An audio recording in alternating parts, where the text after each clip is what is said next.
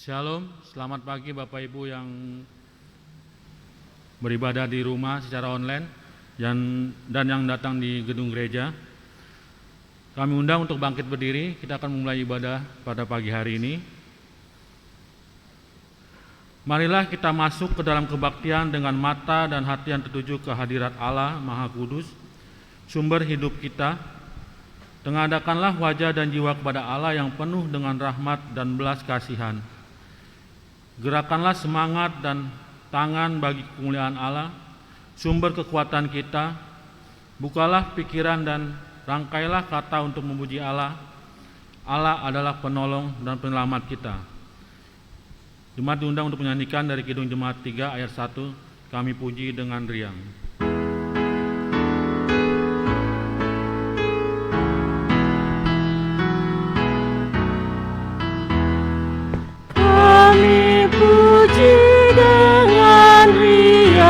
Dikau Allah yang besar, bagai bunga terima siang, hati kami pun mekar.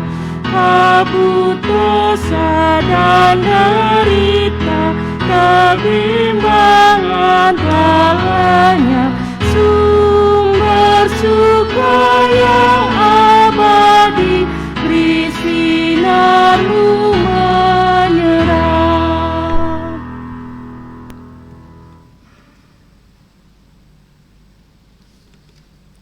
Selamat pagi jemaat yang dikasihi Tuhan, selamat pagi juga Bapak Ibu Saudara yang beribadah dari rumah masing-masing di pagi hari ini. Kita bersyukur hari ini Tuhan masih memberikan hari baru, memberikan kita matahari, udara, dan semua anugerah yang tidak bisa kita hitung satu persatu. Kita akan memulai ibadah kita. Pertolongan Allah Bapa sudah diberikan kepada kita dengan penyelamatan oleh Yesus Kristus. Amin. Kasih karunia dan damai sejahtera dari Allah Bapa kita dan dari Tuhan Yesus Kristus menyertai saudara. Terpujilah Allah yang telah mengasihi kita di dalam Yesus Kristus dan yang telah mempersatukan kita di dalam karya Roh Kudus. Nas pembimbing dalam kebaktian minggu kita pagi hari ini diambil dari Filipi 1 ayat 21. Karena bagiku hidup adalah Kristus dan mati adalah keuntungan. Silakan duduk.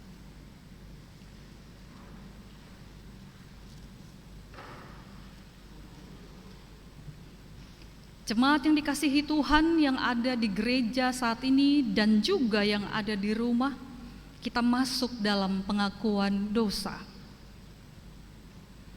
Allah menghendaki agar manusia selalu berada dekat dengannya. Yesus Kristus berkata dalam Yohanes 15 ayat 4 dan 5, "Tinggallah di dalam aku dan aku tinggal di dalam kamu, sehingga kamu berbuah di dalam kehidupan. Sebab di luar aku kamu tidak dapat berbuat apa-apa." Jemaat terkasih, bukankah dalam hidup kita sering melakukan pelanggaran? Ada banyak kekurangan, kita sering memberontak kepada Tuhan. Maka pada saat ini, mari kita ambil waktu teduh berdiam diri di hadapan Tuhan. Dengan kerendahan hati, mari pribadi lepas pribadi kita datang kepada Tuhan, mengakui setiap dosa dan pelanggaran kita.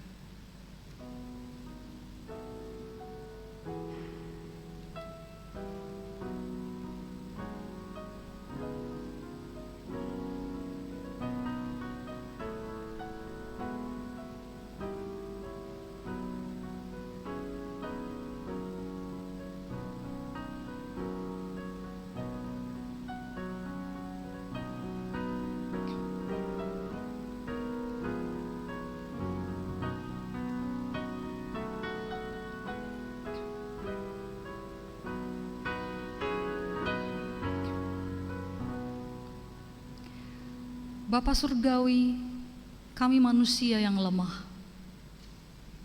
Terkadang kami tahu itu salah, tapi kami tetap melakukannya. Tetapi terpujilah Allah yang terus mau menerima kami, orang-orang yang lemah dan pendosa ini. Pada saat ini kiranya Tuhan mendengarkan setiap seruan kami, mengakui setiap kelemahan, pelanggaran dan pemberontakan kami. Sucikanlah kami kembali ya Tuhan, ampunilah kami karena kasih dan anugerah-Mu. Dalam Kristus kami berdoa. Amin.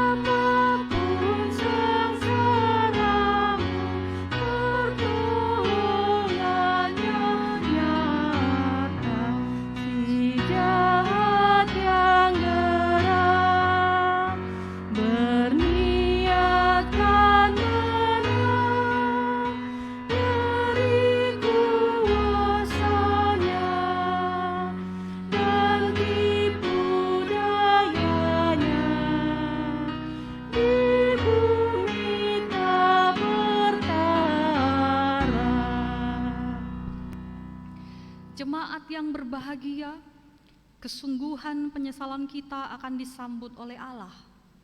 Sebab Allah yang kita kenal adalah kasih adanya. Allah akan membuka hatinya bagi setiap orang yang juga membuka hatinya dengan tulus dan ikhlas kepadanya. Allah bersedia mengampuni setiap orang yang datang mendekat kepadanya. Sebagaimana firman Allah yang menyatakan dalam Yohanes 1 ayat 18. Marilah baiklah kita berperkara, sekalipun dosamu merah seperti kirmizi, akan menjadi putih seperti salju. Sekalipun berwarna merah seperti kain kesumba, akan menjadi putih seperti bulu domba.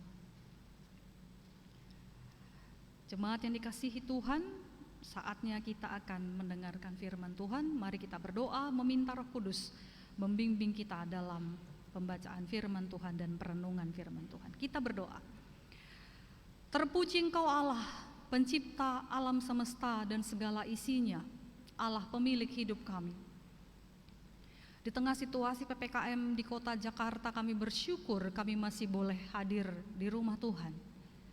Kami masih boleh beribadah di rumah kami masing-masing. Terima kasih untuk kami yang sehat.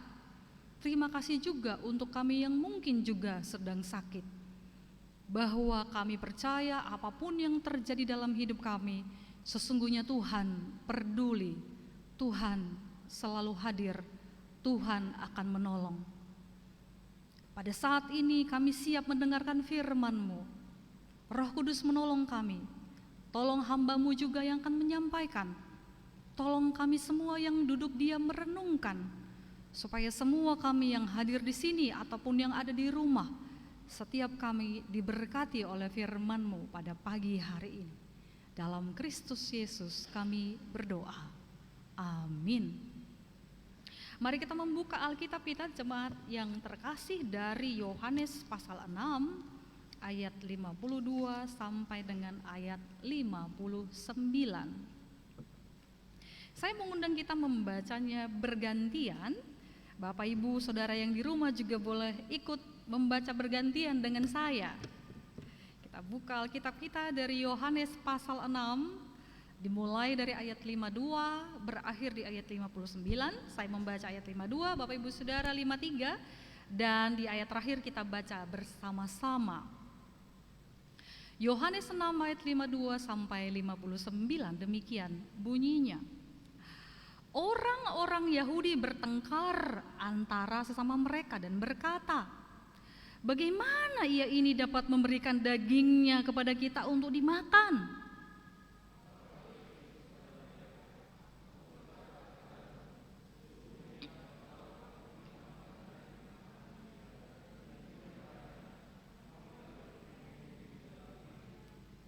Barang siapa makan dagingku dan minum darahku, ia mempunyai hidup yang kekal, dan aku akan membangkitkan dia pada akhir zaman.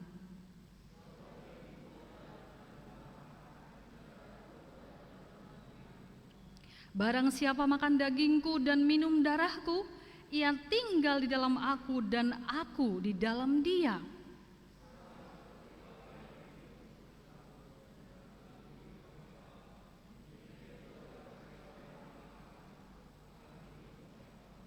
Inilah roti yang telah turun dari sorga, bukan roti seperti yang dimakan nenek moyangmu, dan mereka telah mati.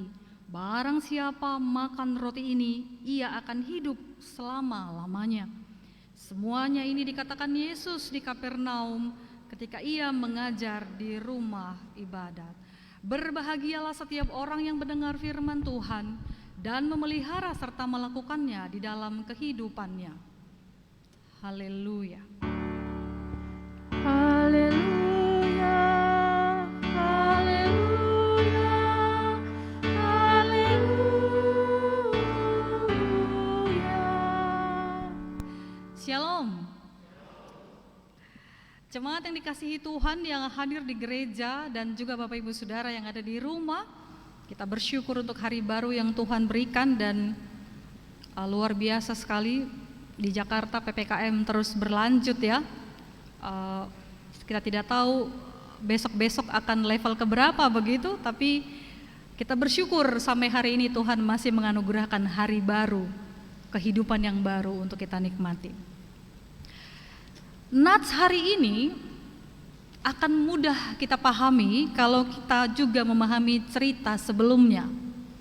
Maka izinkan saya untuk menceritakan apa yang terjadi sebelumnya supaya kita paham betul mengapa ada pertengkaran seperti yang dimulai tadi di ayat 52. Saya mengundang kita semua Bapak Ibu Saudara yang hadir di gereja ataupun yang ada di rumah boleh membalik Alkitab ke pasal 6 bagian awal. Yesus memberi makan 5.000 orang. Ini cerita yang sangat terkenal, anak sekolah minggu juga tahu ini. Pada saat itu Yesus sedang berkhotbah, ada banyak sekali orang yang hadir mendengarkan dia berkhotbah, dan orang banyak itu sudah lama sekali mendengarkan dia, tidak ada yang pulang satupun, dan Yesus mulai berbelas kasihan karena dia tahu orang banyak itu lapar. Maka dia meminta murid-muridnya untuk memberi makan orang-orang itu. Tapi tidak ada makanan. Mungkin selama ini kita agak kurang mendetail membaca bagian ini Bapak Ibu Saudara. Siapa yang memberikan makanan itu sebenarnya sebelum didoakan dan menjadi mukjizat yang besar? Ada seorang anak kecil. Mungkin ini agak lepas dari cerita besar yang kita pahami selama ini. Anak kecil. Dan saya mau menekankan hal ini sedikit. Orang dewasa sering sekali agak remeh dengan anak kecil. Tapi dalam cerita ini justru seorang anak kecil yang mau dengan hati yang tulus, kemurnian, kebaikan hatinya, tidak ada politik macam-macam di sana, dia kasih saja. Saya membayangkan dalam imajinasi saya, apakah anak kecil ini hadir sendirian? Kayaknya nggak mungkin. Mungkin dia bersama ibunya atau bapaknya. Jangan-jangan sebelumnya ibunya udah bilang gak usah kasih, nanti kamu gak punya makanan, nanti kita gak punya makanan, gak usah kasih. Tapi pada akhirnya kebaikan hati seorang anak kecil membuktikan setelah dia memberi terjadi mukjizat yang sangat besar.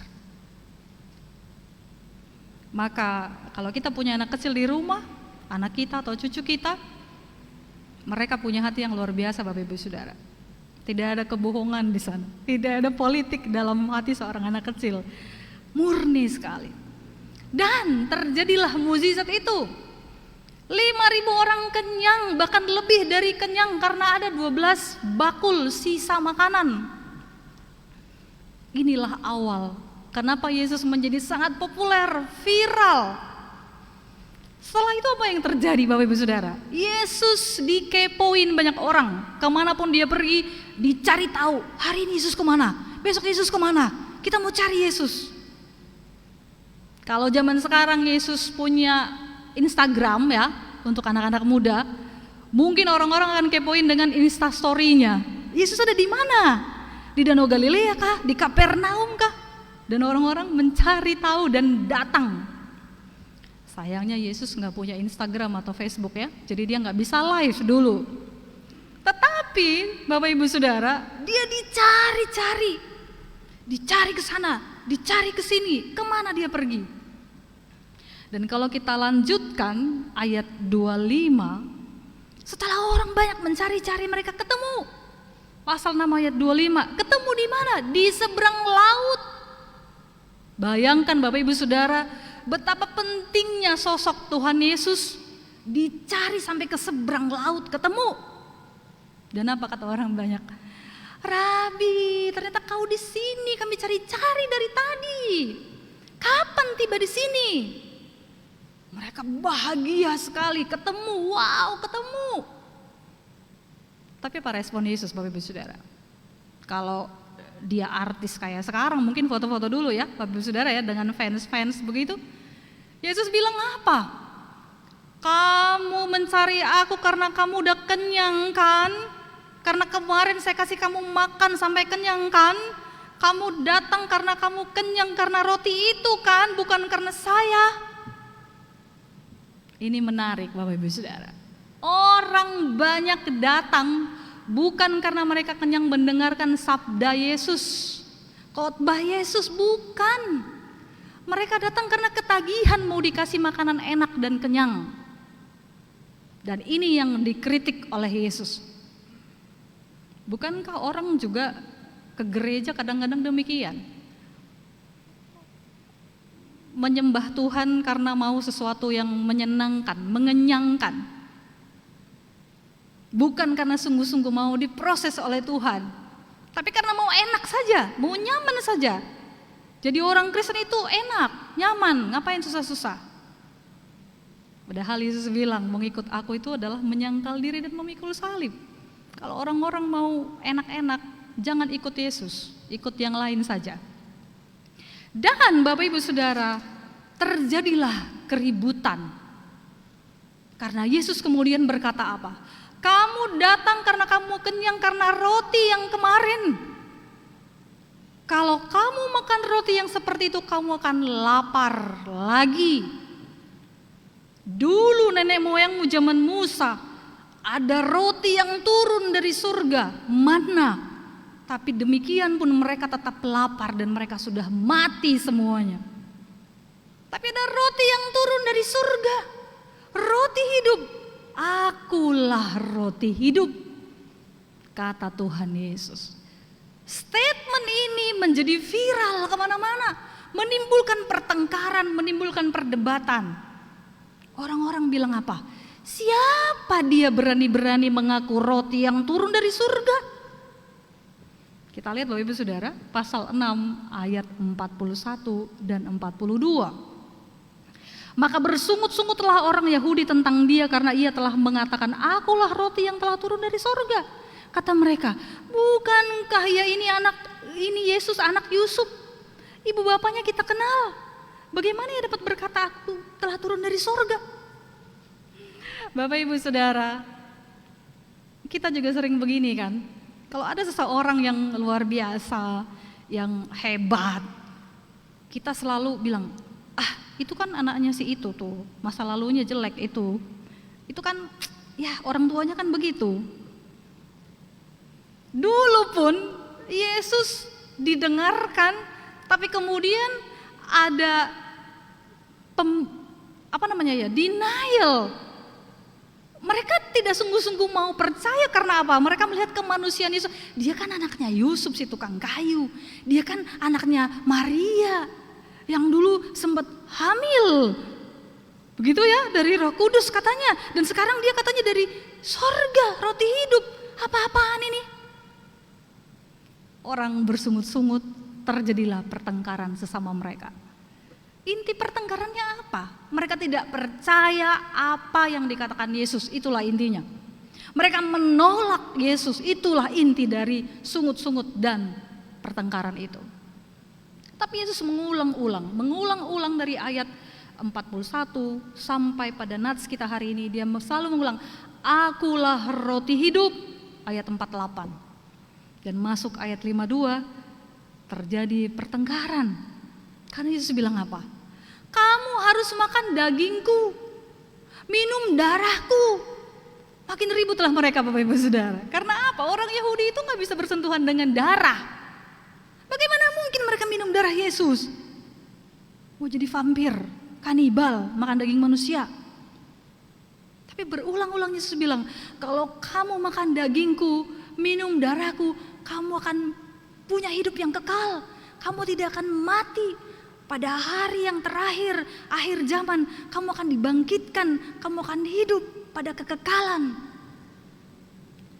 Dan mereka mikir apa? Mereka mikir secara manusia, harafiah, literer. Mereka bayangkan makan daging manusia, mereka bayangkan minum darah manusia. Padahal bukan itu yang dimaksudkan Yesus dalam cerita ini.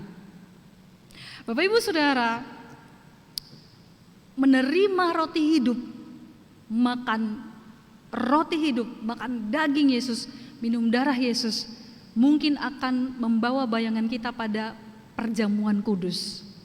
Betul, teks ini akan membawa kita ke sana. Dalam perjamuan kudus kita selalu dikatakan, inilah dagingku, inilah darahku yang dicurahkan untuk keselamatanmu. Dan ini yang mau disampaikan Yesus, tapi disalah mengerti oleh orang-orang Yahudi yang mendengar dia pada nats ini. Bapak Ibu Saudara, apakah kita sama seperti orang Yahudi yang salah paham? Atau kita menjadi warga gereja yang paham apa maksud Yesus dalam nats ini? Maka saya mencatat beberapa refleksi yang bisa kita renungkan. Yang pertama, pertanyaan penting, apakah kita sudah sungguh-sungguh makan daging Yesus dan minum darah Yesus, Bapak Ibu Saudara? Mungkin kita akan bilang, ya Ibu Pendeta, saya sudah Kristen sejak lahir. Nenek moyang saya pun Kristen. Ya sudahlah, pastilah. Puji Tuhan Bapak Ibu Saudara. Tapi makan daging, minum darah Yesus, mengikut Yesus, percaya kepada Yesus tidak ada hubungannya dengan agama warisan. Tidak ada hubungannya dengan Kristen sejak lahir. Itu adalah keputusan pribadi mau mengimani dia, keputusan pribadi mau mengikut dia.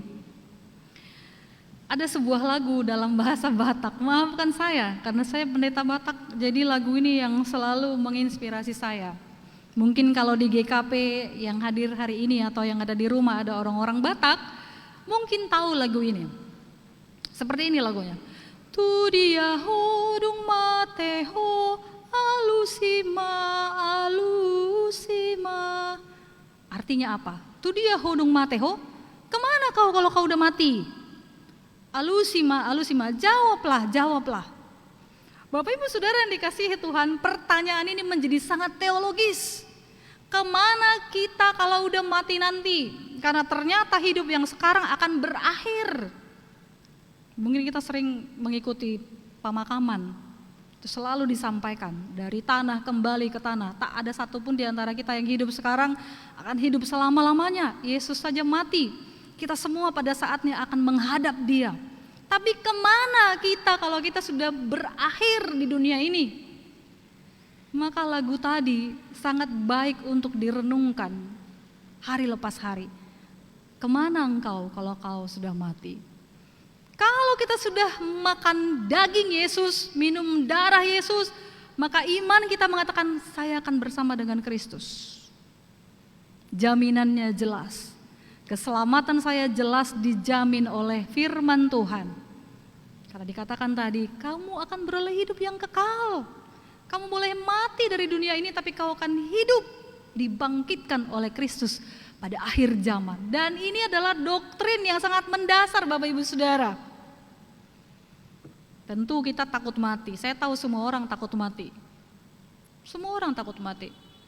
Tapi beriman kepada Kristus menolong kita punya pengharapan, jaminan bahwa kapanpun kita mati, seperti apapun kita mati nanti, kita pasti bersama dengan Dia, Sang Roti hidup. Itu refleksi yang pertama. Refleksi yang kedua Bapak Ibu Saudara, memakan roti, meminum darah artinya menerima Kristus secara pribadi menjadi Tuhan dan Juru Selamat, lahir baru, dilahirkan kembali. Ketika kita menyerahkan diri kita kepada Kristus, kita menjadi milik Kristus, dia menjadi raja. Maka menarik kemudian, apakah dalam hidup kita sekarang Yesus sudah menjadi raja yang mengatur hidup kita, yang selalu menjadi standar etika kita, keputusan-keputusan kita, baik di gereja ataupun di rumah tangga, pribadi. Gereja sering mengklaim gereja ini kepalanya Kristus, pemiliknya Kristus, tapi gontok-gontokan di sana sini. Ada gap-gapan dalam majelis misalnya, ada kelompok-kelompok dalam jemaat. Katanya Kristus kepalanya, tapi tidak ada yang mau mengalah, mau menang sendiri, tidak ada kerjasama. Kalau kita menerima Yesus sebagai Tuhan dan Juru Selamat, maka dia harus menjadi raja dalam hidup kita pribadi, dalam keluarga kita, dalam gereja kita. Ini menarik Bapak Ibu Saudara, bahwa dalam Nats hari ini dikatakan Bapa Yesus itu satu. Seperti kita dan Yesus juga adalah satu. Relasi Allah Tritunggal, walaupun dalam hal ini tidak disebutkan Roh Kudus, Bapa dan Yesus, Yesus dan jemaat kita, itu adalah relasi yang sangat relasional. Tidak bisa dipisahkan, berbeda tapi bisa berdialog, tidak bisa dipisahkan, tidak sama tapi menyatu. Dan ini harus kita pahami sebagai warga gereja. Sehingga artinya perbedaan itu sangat dimungkinkan terjadi, tapi bukan berakhir pada perpecahan. Perbedaan dimungkinkan terjadi untuk lebih menghargai orang lain yang berbeda dengan kita. Saya tahu ada banyak hal dalam rapat-rapat, ada banyak pendapat A, B, C, D, E. Mungkin kita mengatakan baiklah ini demokrasi, kita voting, terserah. Baiklah kita musyawarah mana nih yang mau diputuskan. Kadang-kadang ada orang ketika pendapatnya tidak ditampung, dia pergi walk out ya. Dan mungkin mulai besok-besok tidak datang lagi ke gereja. Ketika jemaat komplain, mengapa begini, mengapa begitu, kenapa pendapat saya tidak didengarkan, pindah gereja. Bapak Ibu Saudara, apakah berpindah-pindah walk out itu adalah solusi? Pastinya tidak. Relasional artinya saya siap terbuka. Saya dengan rendah hati menerima pendapat orang lain, itulah gereja. Pribadi-pribadi yang saling menajamkan satu dengan yang lain. Tidak semua kita punya kehebatan dalam segala hal Bapak Ibu Saudara. Kita bukan Superman. Pendeta juga bukan Superman yang bisa melakukan semua-semua. Majelis bukan Superman. Jemaat bukan Superman. Kita saling melengkapi. Kita saling menajamkan satu dengan yang lain. Menerima Kristus sebagai Raja berarti kita juga siap berelasi dengan yang lain, bekerja sama dengan yang lain, respect kepada yang lain. Bahwa aku pun tidak sempurna, maka yang lain akan menyempurnakan pekerjaan Tuhan di gereja ini. Masing-masing kita punya kekuatan masing-masing, talenta masing-masing. Ketika itu dikumpulkan jadi satu, maka hebatlah pelayanan kita. Bukan karena satu orang, tapi karena semua orang bekerja bersama-sama dan saling menajamkan. Refleksi yang terakhir Bapak Ibu Saudara. Menerima Kristus, aku selamat, bukan berarti kita menjadi sombong. Kita mau bilang, oh aku punya Yesus, agama kalian tidak punya Yesus, kalian masuk neraka semua. Saya punya Yesus, saya selamat, saya ke surga. Terus saya onggang-onggang kaki, saya bahagia, saya nyanyi-nyanyi, puji Tuhan, haleluya. No. Menerima keselamatan, kemudian kita punya tanggung jawab mengerjakan keselamatan kita. Saya melayani, saya mengerjakan hal-hal yang baik, bukan untuk selamat, tapi karena saya bersyukur sudah selamat. Jadi, orang-orang Kristen, anak-anak Tuhan yang punya Tuhan Yesus, yakin selamat, maka hidupnya akan sungguh-sungguh diberikan untuk pekerjaan Tuhan. Tidak lagi hitung-hitungan untuk gereja. Waktunya, uangnya, pemikirannya tidak lagi dihitung-hitung. Karena apa? Karena semua akan diberikan karena syukur kepada Tuhan. Oh Tuhan, keselamatan saja Engkau berikan. Apa yang terlalu mahal, terlalu berharga untuk tidak kuberikan kepada pekerjaan Tuhan? Bapak Ibu Saudara, tidak semua orang juga dipanggil untuk menjadi majelis mungkin. Mungkin kita dipanggil menjadi seperti teman-teman anak muda menjadi editor, kameramen, multimedia ya. Mungkin kita dipanggil menjadi jemaat yang memberikan masukan dan ide kepada majelis. Ada yang dipanggil menjadi pendeta seperti saya, ada yang dipanggil menjadi majelis, ada yang dipanggil dengan macam-macam profesi. Tapi satu hal, kita harus mengerjakan keselamatan kita dengan karya-karya terbaik kita untuk Tuhan. Seperti tema kita hari ini, Kristus tempat hatiku terpaut karena aku sudah makan dagingnya dan minum darahnya, dan aku siap untuk berkarya untuk mengerjakan keselamatan itu. Dalam masa PPKM saat ini, pandemi yang sudah menjalani 2 tahun Bapak Ibu Saudara, ada banyak karya-karya yang lain yang bisa kita lakukan. Saya tahu ada banyak jemaat kita yang terpapar dan mungkin sudah alumni dari COVID, saya juga alumni COVID Bapak Ibu Saudara. Kita tahu rasanya tidak enak sekali terkena COVID, tidak hanya karena sakitnya, tapi juga karena perlakuan orang kepada kita.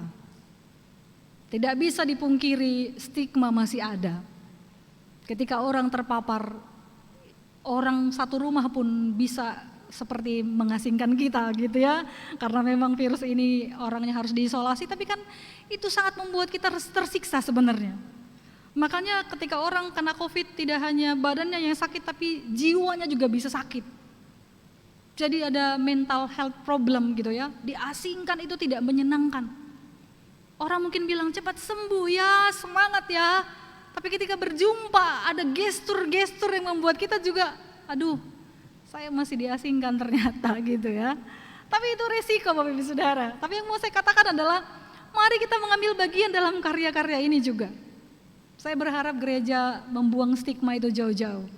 Kalau orangnya sudah negatif, ya bolehlah kita menjaga juga jangan sampai ada gestur-gestur yang membuat orang itu menjadi terluka. Kadang-kadang kita nggak berucap pun, tapi bahasa tubuh kita bisa melukai orang lain. Maka mari kita berhati-hati dengan ini. Gereja harus saling menyembuhkan. Mari kita beri senyum terbaik, kata-kata semangat, dan gestur juga yang membangun. Ini juga karya yang harusnya bisa dilakukan tanpa harus mengeluarkan biaya Bapak Ibu Saudara. Ada banyak karya yang lain, kita memberikan support kita kepada sahabat-sahabat kita yang terpapar. Saya tahu saat ini ada banyak yang isolasi di rumah sakit juga. Kita kirimkan WA, semangat, video call, itu sangat menolong Bapak Ibu Saudara. Orang-orang yang kesepian di rumah, di ruang isolasi itu butuh merasa bahwa ada banyak orang yang mencintai dia dan peduli pada dia. So mari kita ambil bagian dalam karya ini juga. Apalagi yang bisa kita lakukan Bapak Ibu Saudara? Bersyukur, ini juga sesuatu yang perlu kita lakukan. Ada banyak orang saat ini yang sudah apatis begitu ya. Pertanyaan besar dari awal pandemi adalah di mana Tuhan? Mengapa Tuhan membiarkan ini semua terjadi? Mungkin saya kena COVID, saya tidak bergejala parah dan saya tidak ada keluarga yang meninggal. Tapi ada banyak sahabat-sahabat kita Bapak Ibu Saudara. Hari ini ibunya meninggal, 2 hari kemudian bapaknya meninggal, seminggu kemudian abangnya meninggal. Betapa hancurnya hati orang-orang ini. Bolehkah kita sekali-sekali merasakan sepatu yang mereka pakai? Sekali-sekali mencoba ada di posisi mereka. Supaya kita bisa paham betapa dukanya begitu dalam. Maka Bapak Ibu Saudara, dalam mengerjakan keselamatan, maka ambil bagianlah juga dalam hal ini. Mari kita kirimkan doa, kirimkan semangat.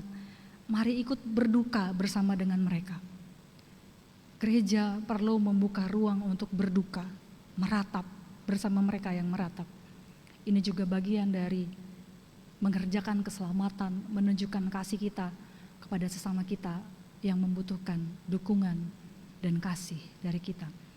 Kiranya Tuhan menolong kita, memberkati kita, menjadi berkat dimanapun kita berada. Amin. Mari kita ambil waktu teduh. Kita meresapkan firman Tuhan. Kita mengambil waktu berdoa secara pribadi kepada Tuhan.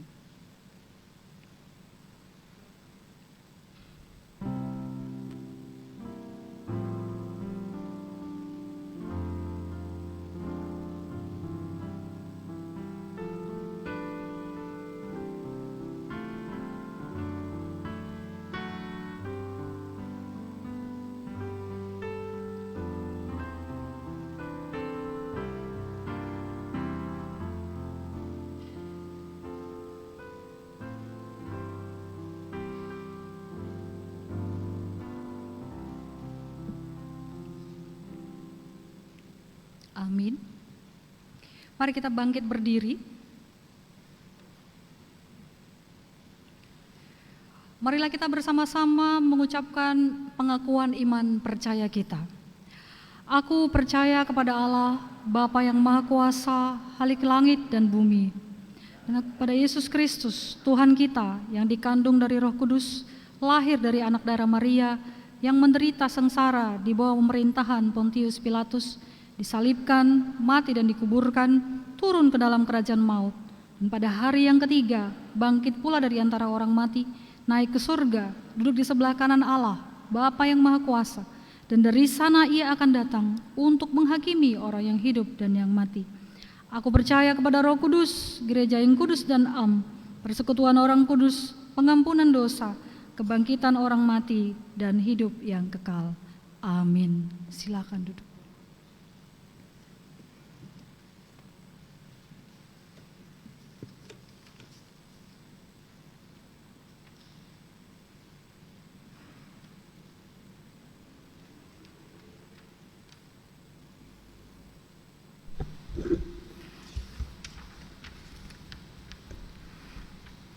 Sidang Jemaat yang kasih dalam Yesus Kristus, kami atas nama Majelis Jemaat GKP Keramat mengucapkan terima kasih atas pelayanan yang disampaikan pada hari ini oleh Ibu Pendeta Lenta Asimbolon dari Perstia, dan kepada jemaat semuanya yang hadir pada hari ini melalui di rumah masing-masing dan mengikuti di live streaming.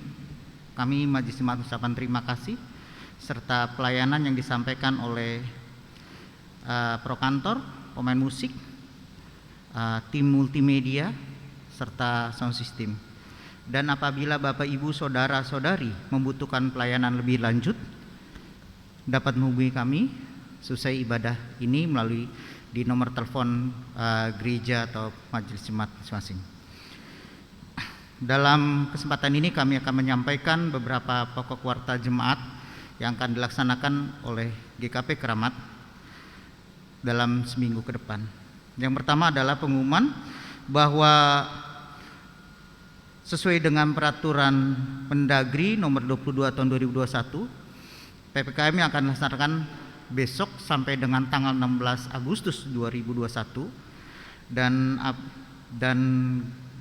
dan tanggal 22 sesuai dengan instruksi. Tetapi jika PPKM ini diperpanjang, GKP akan melaksanakan ibadah tetap secara online. Oleh sebab itu, kami masih menunggu peraturan selanjutnya yang akan diterbitkan oleh pemerintah pada tanggal 16 Agustus besok.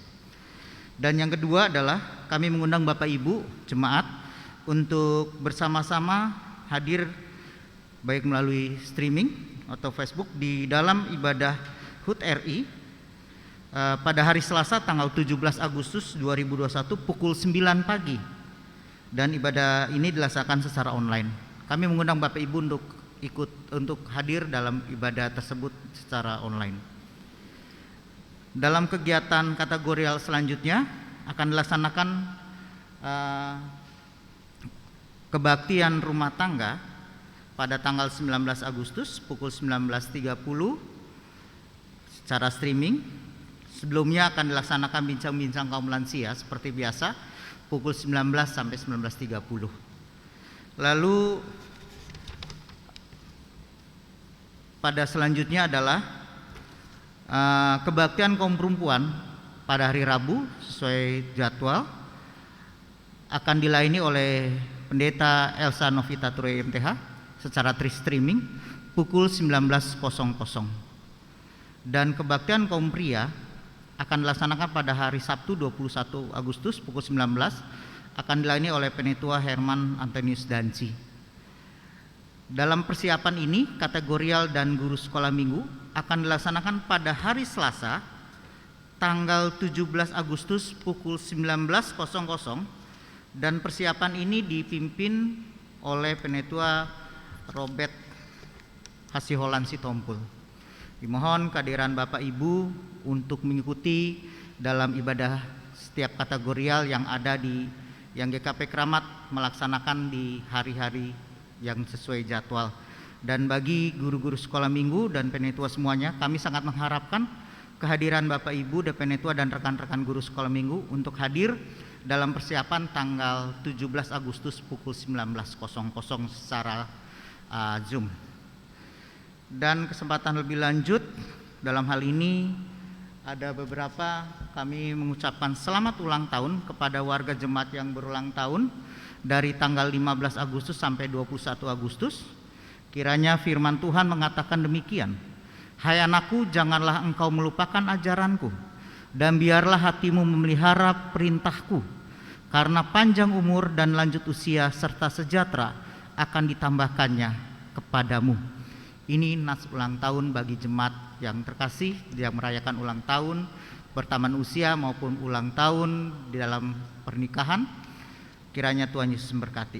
Dan kita berdoa kepada jemaat yang khususnya bagi kaum lansia dan jemaat yang sakit serta dalam pemulihan. Kita bisa melihat di layar yang ada. Kita berdoa buat jemaat kita yang ada di sini, dan kita juga berdoa buat jemaat yang mungkin yang tidak tertulis, tercatat, dan informasi yang kami tidak sampai informasi kepada kami. Kita sama-sama mendukung di dalam doa. Demikian warta jemaat pada hari ini. Dan untuk selanjutnya dalam warta keuangan, Bapak Ibu bisa melihat warta cetak yang kami kirim ke tiap grup WA masing-masing, baik lansia, pria dan wanita, serta majelis jemaat dan WA grup jemaat masing-masing. Kiranya Tuhan Yesus memberkati.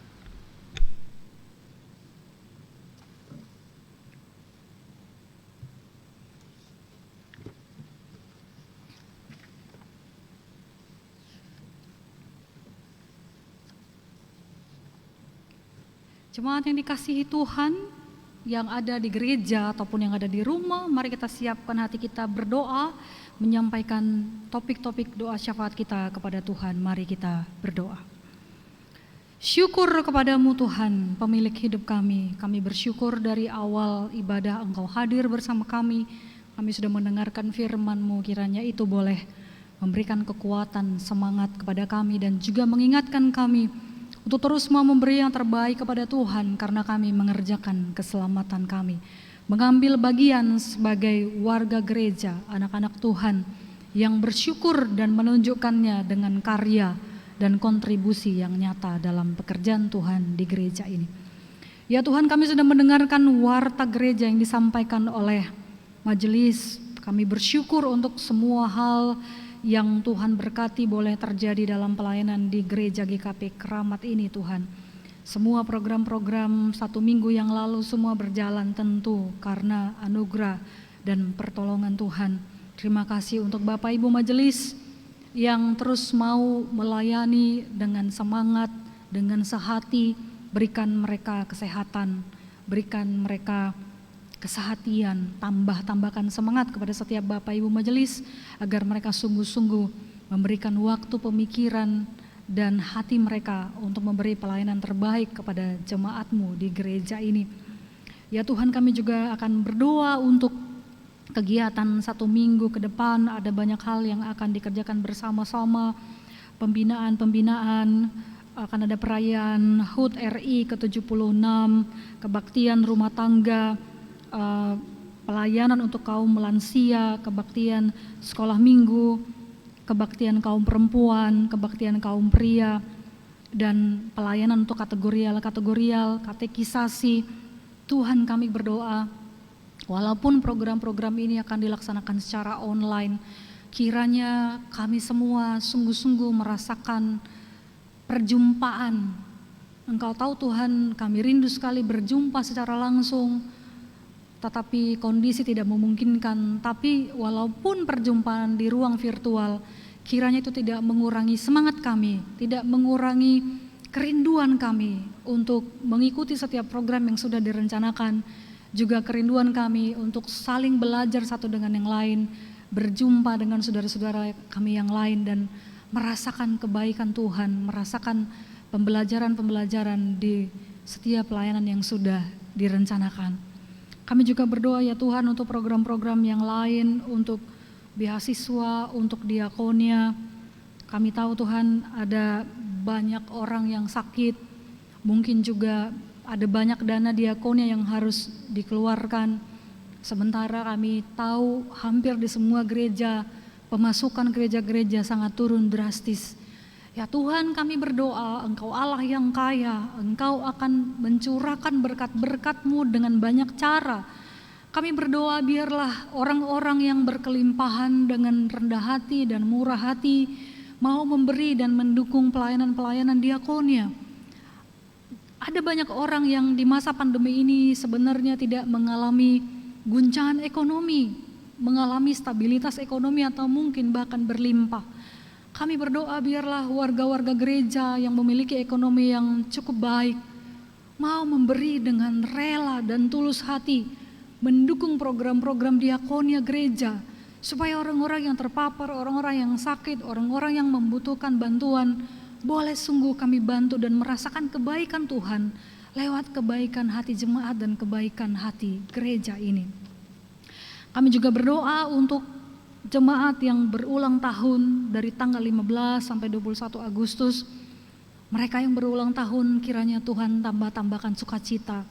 Biarlah mereka sungguh-sungguh bersyukur kepada Tuhan bahwa sampai hari ini pun mereka boleh hidup, boleh berulang tahun, semua karena kebaikan dan anugerah Tuhan. Biarlah mereka juga sungguh-sungguh memberikan hidup mereka untuk Tuhan. Kami juga akan membawa saudara-saudara kami, orang tua kami yang sakit pada saat ini. Kami membawa Ibu Partiwi Legio, Ibu Surtina Jiun, Ibu Riamin Manalu, Ibu Asi Hati Banyutawa, Ibu Barita Hutagalung, Bapak Jakaria Rikin, Ibu Leni Mumek Nunuhito, Ibu Elia Rasman, Ibu Rita Yanti Dance, Bapak Dharma, Ibu Hartati, Bapak Sunarto, Ibu Marta, Ibu Aura, Bapak Ferry, Bapak Robi, Ibu Sarah, Ibu Ria, Ibu Sanira, adik kami Renata, adik kami Ruth, adik kami Michelle, Bapak Arif, Ibu Suherni, Ibu Yusmiati, Bapak Jailani. Tuhan, orang tua kami yang sedang sakit, dalam pemulihan, kurang sehat, saudara-saudara kami, Bapak Ibu yang mungkin terpapar COVID dalam ruang isolasi, entah di rumah sakit, adik-adik kami yang sedang sakit, kami membawa mereka semua kepadamu Tuhan. Berkatilah setiap obat yang dikonsumsi, berkati setiap makanan minuman yang dikonsumsi, supaya itu semua menjadi sumber pemulihan. Berkati keluarga-keluarga yang mendampingi, yang merawat dengan cinta kasih, supaya cinta kasih dari keluarga juga menjadi sumber kesembuhan. Berkati juga setiap kami anggota jemaat yang akan memberikan dukungan, semangat kepada mereka, supaya dengan itu pun mereka lebih lekas sembuh, merasakan kegembiraan, imun mereka cepat naik, dan mereka lekas sembuh. Inilah doa kami Tuhan, sembuhkanlah mereka dengan kuat kuasa-Mu. Kami juga berdoa ya Tuhan untuk bangsa dan negara kami Indonesia. Beberapa hari ke depan kami akan merayakan ulang tahun bangsa tercinta ini yang ke-76. Berdoa untuk pemerintahan kami. Kami tidak tahu ulang tahun kali ini pasti rasanya sangat berbeda. Mungkin tidak akan ada perayaan yang riuh rendah karena masih PPKM, karena pandemi, karena banyak hal. Tapi kami mau bersyukur kepada Tuhan, Engkau terus melawat Indonesia tercinta. Berkati program vaksinasi, biarlah ada banyak orang yang bisa diedukasi dan mau memberi diri divaksin. Kami tahu ada banyak hoax di mana-mana, ada banyak orang yang tidak mau divaksin. Kami berdoa Tuhan biarlah orang-orang mau memberi diri divaksin karena ini juga akan menolong kekebalan. Kami juga berdoa untuk warga gereja, mungkin bisa menjadi agen-agen edukator kepada tetangga-tetangga, kepada orang-orang lain, supaya juga program ini boleh berjalan dengan baik. Kami berdoa Tuhan, biarlah kami sebagai gereja juga mengambil bagian, ikut mengambil bagian sebagai warga negara gereja, juga warga negara Indonesia yang berkontribusi membangun bangsa ini. Dari hal terkecil yang bisa kami lakukan. Inilah kami Tuhan yang terus bersyukur dan menyerahkan bangsa kami. Kiranya Engkau terus melawat Indonesia. Kiranya redakanlah pandemi ini Tuhan, tidak hanya di Indonesia tapi di seluruh dunia. Redakanlah pandemi ini, tolonglah kami, berikan kami kekuatan. Kalaupun kami harus terus menghadapi pandemi yang kami tidak tahu sampai kapan, berikan kami kekuatan, semangat untuk terus berkarya. Pandemi ini tidak akan menghalangi gereja untuk berkarya, tidak akan menghalangi kami untuk berkarya. Lindungi kami senantiasa, supaya kami tetap bisa memberi hidup kami, memberi yang terbaik kepada Tuhan. Bapa Surgawi, inilah doa syafaat kami yang tidak sempurna ini. Dan kami percaya Engkau akan menyempurnakan doa kami ini dengan doa yang Engkau ajarkan kepada murid-murid-Mu. Bapak Ibu Saudara, mari kita bersama-sama berdoa doa Bapa kami. Bapa kami yang di sorga, dikuduskanlah namamu, datanglah kerajaan-Mu, jadilah kehendak-Mu di bumi seperti di sorga. Berikanlah kami pada hari ini makanan kami yang secukupnya, dan ampunilah kami akan kesalahan kami, seperti kami juga mengampuni orang yang bersalah kepada kami. Dan janganlah membawa kami ke dalam pencobaan, tapi lepaskanlah kami daripada yang jahat, karena Engkau yang punya kerajaan, dan kuasa, dan kemuliaan sampai selama-lamanya. Amin.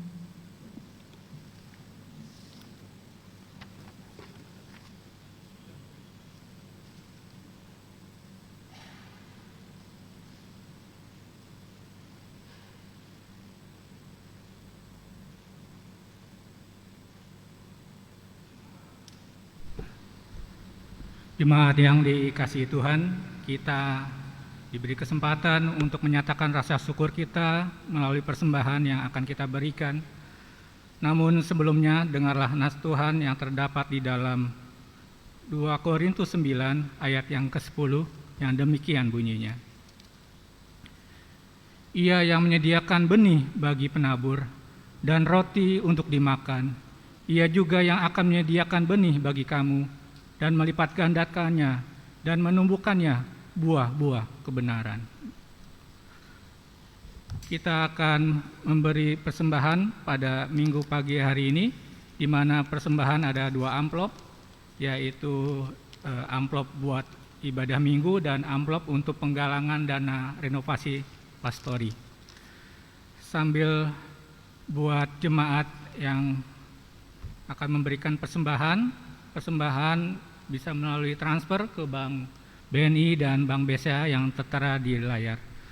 Sambil persembahan diberikan, kita akan bernyanyi bagi Tuhan dari Kidung Jemaat 291.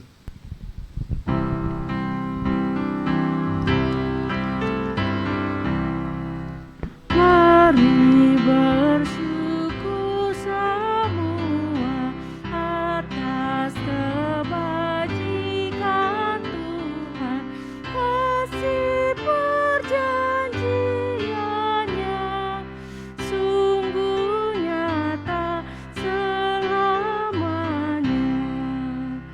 Langit bumi ciptaannya mencerminkan kuasanya, kasih perjanjiannya sungguh nyata selamanya.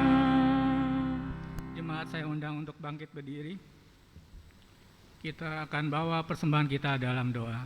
Mari kita bersatu dalam doa. Bapa dalam surga, terima kasih ya Tuhan untuk setiap berkat dan karunia yang boleh kami rasakan dari hari ke hari, dari waktu ke waktu. Tak mudah ya Tuhan bagi kami ya Tuhan, ketika kami selalu bersyukur dengan kondisi di mana saat-saat kami kekurangan.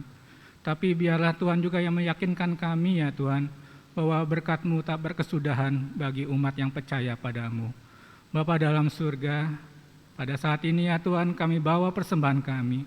Berkati dan kuduskanlah persembahan kami ya Tuhan, agar berguna untuk kemuliaan kerajaan-Mu di tempat ini.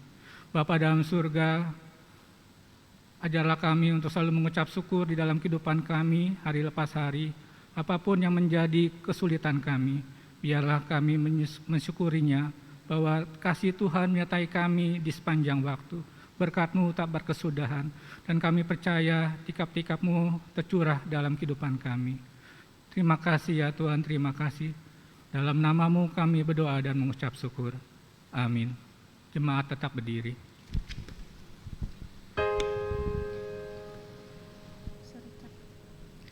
Jemaat yang dikasihi Tuhan yang ada di gereja ataupun yang ada di rumah, gereja adalah serikat, komunitas yang bersaudara satu dengan yang lain. Seperti Kristus dan Bapa adalah satu, kita juga adalah satu adanya.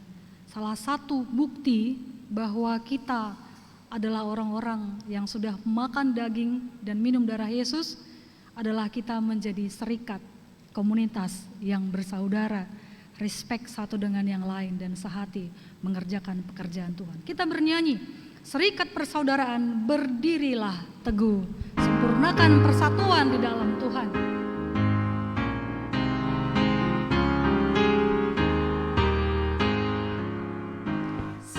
Serikat persaudaraan berdirilah teguh, sempurnakan persatuan di dalam Tuhan-Mu.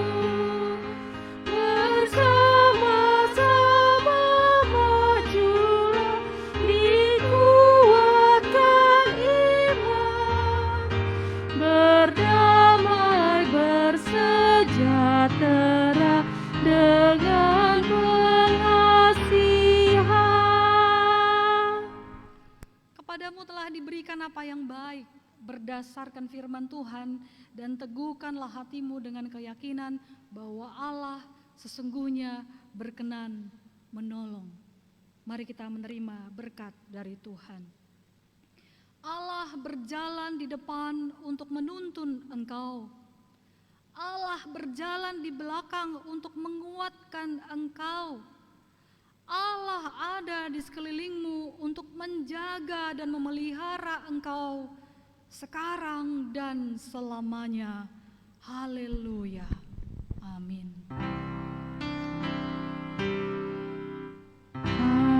Haleluya, haleluya,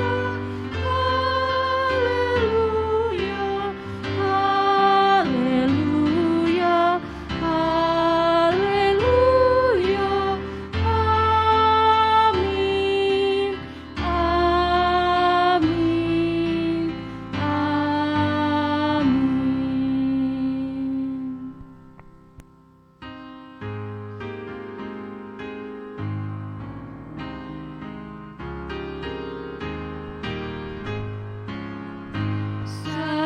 Serikatmu tetap teguh di atas alasan, yaitu satu Tuhanmu dan satulah iman, dan satu juga baptisan, dan Bapa satulah, yang olehmu sekalian dipuji disembah.